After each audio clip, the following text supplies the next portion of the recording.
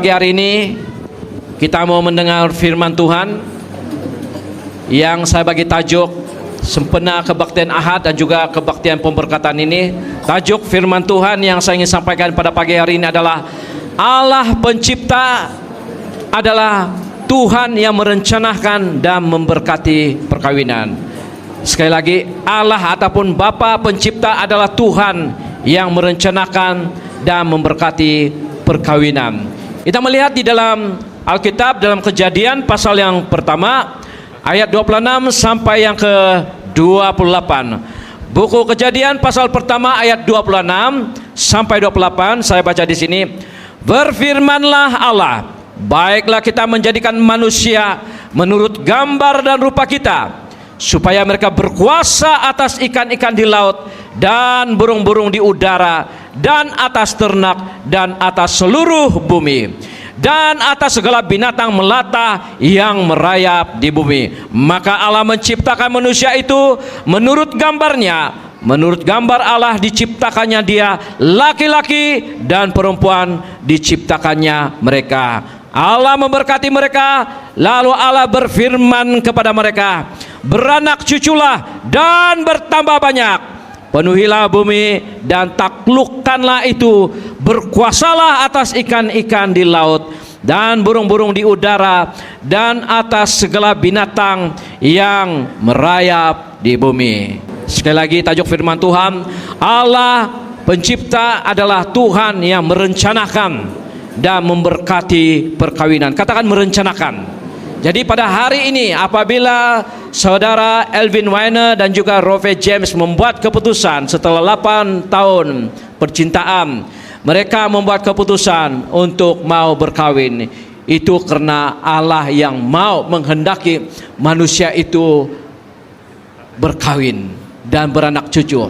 Nah, beranak cucu ini banyak kali disalah paham oleh segelintir masyarakat ataupun orang Kristen sendiri, bahkan doktrin-doktrin tertentu di mana mereka berkata bahwa kalau kau jadi suci, kau jadi pemimpin, jadi pastor, tidak boleh kawin, sebab orang yang berkawin itu berdosa, macam kuranglah dia punya standar kan sebagai manusia kalau berkawin. Nah, itu dari ajaran dari mana? Alkitab tidak pernah ajar begitu. Bahkan perkawinan itu sebelum Adam dan Hawa jatuh dalam dosa sudah diberi perintah kepada Adam dan Hawa sebelum mereka berdosa, bahwa Adam dan Hawa diperintahkan untuk beranak cucu. Itu sebelum mereka jatuh dalam dosa. Dan akibatnya karena mereka melanggar perintah itu, mereka beranak cucu juga, tetapi beranak cucu dalam keadaan yang anak-anak mereka dibesarkan dalam kejahatan, pembunuhan. Karena apa? Mereka sudah berada di luar daripada kehendak Tuhan. Imagine lah, bayangkan Adam dan Hawa tidak berdosa sampai pada hari ini. Keturunannya saudara dan saya sampai pada hari ini tidak ada yang membunuh, tidak ada yang scam orang, tidak ada yang mencuri, semua yang bagus-bagus. Imagine lah, Adam dan Hawa tidak berdosa, dan hari ini keturunannya semuanya bagus-bagus. Tetapi kenapa manusia pada hari ini banyak pembunuhan, case bully lah, case rogol lah, banyak hal-hal yang tidak betul terjadi. Kenapa? Mereka sudah meninggalkan Tuhan. Oleh karena itu mereka ada banyak perangai-perangai yang jahat. Oleh sebab itulah perlu dikembalikan dalam rumah tangga, dalam pasangan suami istri. Allah berkata Allah memberkati perkawinan, beranak cucunya. Nah, sebelum itu Allah berkata bahwa baiklah kita menciptakan manusia itu menurut gambar dan rupa kita. Nah, sebelum Adam dan Hawa jatuh dalam dosa, manusia itu dicipta menurut gambar dan rupa Allah. Jadi kalau kau adalah laki dan kau perempuan, bukan artinya Tuhan itu adalah Tuhan lelaki dan ada jantan, ada betina juga Tuhan ini. Bukan begitu. Maksudnya dicipta menurut gambaran rupa Allah, desain Tuhan, moral Tuhan, kekudusan Tuhan, kebaikan Tuhan. Segala yang baik itu ada dalam ciptaannya Adam dan Hawa. Katakan amin. Desain dia. Bukan karena Allah itu ada perempuan, ada laki, bukan begitu. Tetapi desain Tuhan tuh, Allah itu kudus, bermoral. Jadi Tuhan berkata, Adam dan Hawa, saya cipta kamu adalah manusia yang bermoral, manusia yang sopan santun, yang tata tertib, yang kudus. Tapi akhirnya mereka jatuh dalam dosa. Boleh paham kan? Bayangkan Adam dan Hawa tidak jatuh dalam dosa, anak cucu mereka, wah luar biasa, anak yang manis-manis, yang sopan, yang menghormati orang tua, itulah keturunan orang-orang percaya. Sebab itulah Alkitab berkata, kalau kamu mencari pasangan, carilah yang percaya kepada Tuhan. Kenapa? Benih firman Tuhan ada dalam diri kita. Kalau saudara yang berkawin, beranak cucu, anak kau pun bapak borek, anak rintik. Betul kan? Kalau bapak ibu bapak dia mengasihi Tuhan, mentaati firman Tuhan, anak-anak dia pun hidup dalam kebenaran. Inilah maksud Tuhan, bahwa perkawinan itu harus kudus. Amin. Kenapa banyak budak-budak sekarang, perangai budak-budak kecil-kecil, jangan bilang di luar, masuk di sekolah sudah, case bully, pembunuhan semua terjadi. Kita sudah dengar semua ini. Kenapa? Tidak ada Tuhan dalam hidup mereka. Mereka mengaku ada Tuhan, tapi di hati mereka tidak mempunyai Tuhan. Kalau ada Tuhan, mustahillah perangai-perangai buruk itu terjadi. Boleh paham kan? Tetapi oleh karena rupa Allah itu sudah rusak dalam hidup mereka, maka perangai mereka begitu rusak sekali. Jadi Tuhan Allah mencipta segala sesuatu di langit dan di bumi, ya. Dikatakan di sana bahwa baiklah kita menciptakan manusia itu menurut gambar dan rupa kita. Maksudnya yang menciptakan manusia ini adalah Tuhan sendiri daripada debu tanah, ya. Tuhan adalah pencipta segala sesuatu yang di langit dan di bumi. Dia adalah pencipta, dia adalah sumber. Perkawinan Elvin, Waina dan juga Rofe, dia adalah pencipta, dia adalah sumber. Kata pencipta dalam bahasa Ibrani adalah bara. Bara itu artinya dia pencipta. Artinya manusia itu dan segala makhluk di langit dan bumi termasuk malaikat-malaikat, ada bara dia, ada pencipta dia. Dan pencipta dia adalah Bapa yang menciptakan langit dan bumi, ya. Bara ini dipakai khusus sebagai kegiatan yang hanya dilakukan oleh Tuhan. Kegiatan bara. Manusia tidak boleh jadi bara pencipta, tetapi Tuhan itu adalah pencipta bara. Kegiatan Allah adalah mencipta. Berfirmanlah Allah, baiklah kita menjadikan langit dan bumi. Tiba-tiba ada langit dan bumi. Baiklah kita menjadikan terang, tiba-tiba ada terang. Baiklah kita menjadikan bintang-bintang, tiba-tiba ada bintang. Karena firman Tuhan, itulah bara pencipta. Jadi salah satu yang dicipta adalah manusia. Dan dia mencipta manusia itu begitu indah. Dia bilang, baiklah manusia itu kita cipta menurut gambar dan rupa kita. Moral kita, sikap, tingkah laku kita yang kudus itu ada dalam diri manusia. Jadi kalau bapak ibu ada di tempat ini, mudah-mudi ada orang cakap kau, anjing lah kau ini, babi hutan lah kau ini, sialan lah macam, ingat, itu karena kamu di luar Kristus. Maka perangai anjing, perangai binatang ada dalam hidup kita sehingga kita dihina. Tapi kalau ada perangai Yesus dalam hidup kita, mustahil lah orang bilang kau ini punya muka, kau ini macam gebuk, macam monyet. Tidak, betul kan? Mustahil. Kenapa? Dia nampak lain. Dia bilang, you are different. Something, ada sesuatu dalam diri kau tidak sama macam manusia lain. Apa itu? Dan kita berani cakap, saya ada Yesus mah. Amin. Saya ada Yesus. Ada Yesus, ada perubahan. Tiada Yesus, tidak perubahan. Jadi rahasia muda-mudi remaja yang mau kawin lain kali, carilah yang memang takut akan Tuhan, karena keturunanmu adalah keturunan ilahi. Sikap perangai mereka, banyak orang tua sekarang, pastor saya punya anak ini betul-betul tidak bolehlah diubah, macam manapun saya suruh dia jangan. Salah satu perkataan yang paling banyak dipakai setiap hari adalah perkataan jangan. Dan perkataan jangan ini kita hanya menghalang orang jangan buat ini, tapi sebenarnya mereka tidak boleh berubah.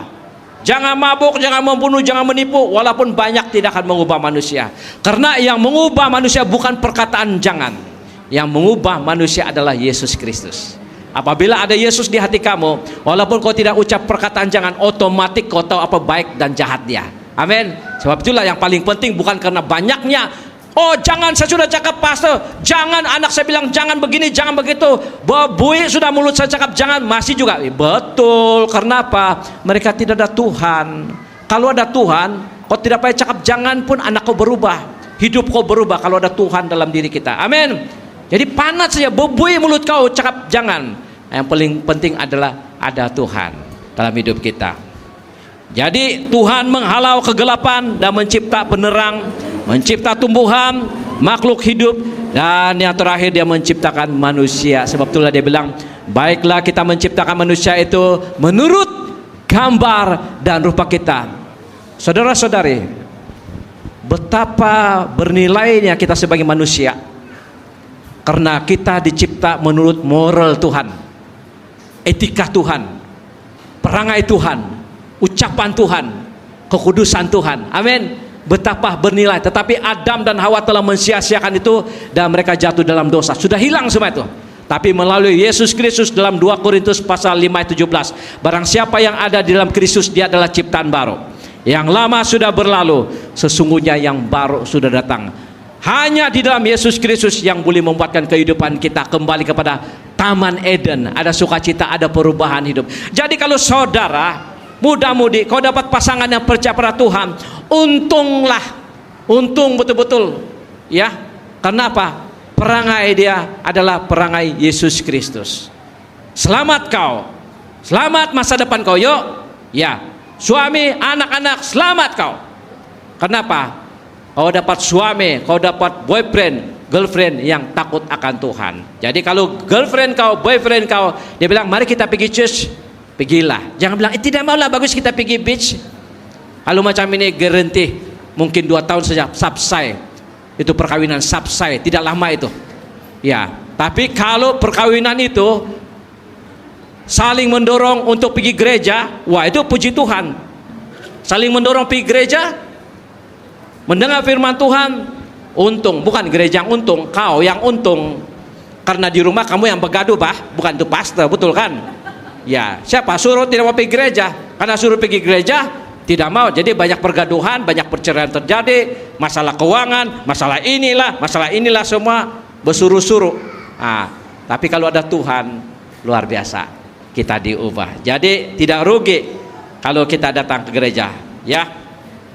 Jadi Allah memerintahkan manusia beranak cucu. Siapa yang memerintahkan? Allah yang memerintah dan menguasai bumi. Dia cakap, beranak cuculah Adam dan Hawa dan penuhilah bumi. Wah, punyalah luar biasa. Kita disuruh memenuhi bumi ini dengan beranak cucu. Tapi kenapa ramai orang sampai hari ini tidak mau kawin? Karena dia trauma, dia takut. Dia nampak itu jiran dia, oh tinggu tuh laki saya nubah, dia pukul-pukul dia punya bini sampai biru-biru mata. Takut tuh masih mau kawin. Kau tinggu yang sana jiran lagi begitu. Betul, trauma. Kenapa? Simple sejawabannya. Sebab itu orang tidak ada Tuhan. Tidak ada Tuhan. Kalau dia ada Tuhan, luar biasa perkawinan. Amin. Perkawinan ini indah, ya. Pastor, enggak betul. Betul. Memang indah. Walaupun ada masalah, tetap indah. Macam itu Gunung Kinabalu, kau nampak dari jauh. Oh yo, kau kasih zoom lagi. Kau sana pergi Gunung Panalaban, gambar lagi, cantik betul-betul. Satu kali kau pergi masuk di Gunung Kinabalu, di bawah dia limbatok pun ada, lipan pun ada, semua yang tidak bagus pun ada di tempat itu. Tapi kalau kau sudah naik ke pos hati, lebih cantik lagi di atas. Ada pergumulannya. Baru-baru jemaat pergi sana kan, melalui itu malim gunung bawah dorang, pasti penat. Tapi sudah sampai di atas, puas hati, bergambar-gambar. Jadi demikianlah perkawinan. Indah walaupun ada penderitaan, tetapi semakin lama semakin indah, bukan semakin susah kalau di dalam Tuhan. Amin. Karena selalu ada jalan penyelesaian di dalam Tuhan. Tadi kan Ibu Ziana sudah baca perkawinan di Kana. Macam mana perkawinan itu sudah habis anggur, tapi karena kehadiran Tuhan, itu anggur sentiasa manis. Kehadiran Tuhan membuatkan perkawinan kamu yang menjadi tawar, sikap perbuatan menjadi tawar, akan dimaniskan oleh anggur Yesus Kristus. Amin. Kalau saudara pada hari ini perkawinan kamu ada masalah, satu saya kunci dia jawaban dia, bukan cari pugai, bukan cari pemanis, cari Yesus. Karena Yesus yang mengubah hidup kamu. Perkawinan, katakan amin. Jadi kehendak Bapa di surga adalah beranak cuculah dan penuhilah bumi, ya. Inilah, tapi yang di beranak cucu ini pastikan yang serupa dengan gambar Allah. Jangan beranak cucu tapi tidak segambar dengan Allah. Nanti membunuh sana sini, membenci, bertambah kejahatan di dunia. Kita diminta beranak cucu tapi segambar dengan Allah, betul kan? Makin banyak yang segambar dengan Allah, makin kita suka. Bagus ya anak. Kalau boleh saya mau ada double, 3 lagi macam ini anak kok. Kita mau anak yang sehat, yang bagus, betul kan? Tapi kalau jahat, enggak mau lah. Leng, kamu lagi anak, enggak mau lah. Tunggu yang satu ini. Jahat betul, tidak boleh diubah. Kalau 2 stres ini, cap punya rambut nanti gundul ini kalau begini. Tapi kalau ada anak yang bagus, mau anak lagi macam mana? Kita ada planning tahun depan, boleh bah. Yang kedua lahir bagus lagi, perangai dia bagus, macam mana mau planning 2 tahun daripada sekarang? Mau anak lagi, boleh bah. Kenapa? Perangai bagus, betul kan? Jadi mudah-mudi ikutlah pelajaran, ikutlah khutbah, ikutlah satu gereja supaya perangai kau jadi bagus, supaya untung itu bini kau, betul kan? Si Valeris untung karena suami dia takut akan Tuhan. Apa guna takut limbatok saya tapi tidak takut akan Tuhan? Misi takut akan Tuhan. Amin. Kita akan diberkati semua pada hari ini. Haleluya. Jadi tetapi manusia yang berdosa, anak cucu berdosa, perangai sikap mereka menentang Tuhan. Kita diminta mengembalikan cinta itu dalam keluarga, dalam pasangan suami istri. Jadi maksudnya sebenarnya bukan gereja yang bertanggung jawab mengurus perangai suami istri dan anak cucu kita, tapi yang bertanggung jawab adalah orang tua, ibu bapak. Ibu bapak lah gereja yang sebenarnya, bukan bangunan ini. Ibu bapak lah gereja yang sebenarnya, yang mendidik anak-anak mereka sesuai dengan ajaran firman Tuhan. Gereja nomor 2, ibu bapak nomor 1. Jadi kalau ada kelas, ada pelajaran, pergilah belajar supaya anak kau pun nampak, daddy saya, mami saya rajin belajar. Dia pun bapak borek, anak rintik, dia pun pergi sambayang, dia mau diajar juga. Tambah baik, tambah bahagia keluarga itu. Katakan amin. Oke. Jadi saya sudah selesai. Saya berharap firman Tuhan ini membawa berkat kepada kita semua, khususnya kepada saudara kita Elvin Weiner dan juga Rope James pada hari ini.